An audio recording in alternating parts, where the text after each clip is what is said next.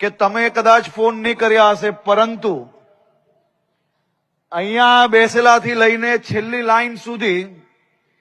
દરેક લાઈનમાં એક બે માણસ જરૂરથી મળશે કે ગામમાં નાનામાં નાની તકલીફ હોય ને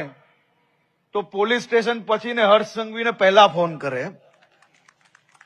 અને આ હર્ષ સંઘવી અડધી રાત્રે ફોન ઉચકીને એ ગામની અંદર ગમે તેવો લુખ્ખો ટપોરી હોય એને સીધા પગે ચાલવા નથી લીધો ને આખા ગામે એના દ્રશ્ય જોયા હશે, અને અહીં બેઠેલા સૌ લોકોએ જરૂરથી એ દ્રશ્ય જોયા હશે. અને આજે સમાજના સૌ આગેવાનોએ જયારે એમાં મક્કમતાથી રાજ્ય સરકારની આ મુહિમને, મુખ્યમંત્રીશ્રીની આ મુહિમને જો તમે સૌએ સિક્કો લગાડીને કીધું કે હજી વધુ કડકાઈથી કામ લો, તો અમે તો હજી વધુ કડકાઈથી કામ લેવા માટે હંમેશા તૈયાર છીએ.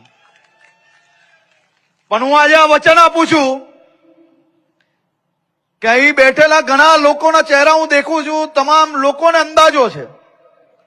આ ભાવનગર, અમરેલી, બોટાદ, રાજકોટ, પોરબંદર, જામનગર, નાના નાના ગામની અંદર તમે બધા જ યાદ કરો, એ દિવાળીનો સમય હોય, તહેવાર હોય, નાની મોટી ગમે તેવી તકલીફ પડી હોય, વ્યાજના ચક્કરમાં સામાન્ય માણસને ફસાવ્યો હોય, એક એકનો હિસાબ આપણે સૌ લોકોએ મળીને સીધા કરવાનો કર્યો છે. ક્યારેય સમાજ જોઈને ગુનેગારો પર એક્શન નથી લીધા, પરંતુ ગુનેગારનો કોઈ સમાજ જ નથી હોતો. ગુનેગાર એ સમાજનો દુશ્મન હોય છે, અને ગુનેગારને મજબૂતાઈથી એનો કઈ રીતે હિસાબ કરવો જોઈએ એ ભૂપેન્દ્રભાઈ પટેલની સરકાર સારી રીતે જાણે છે.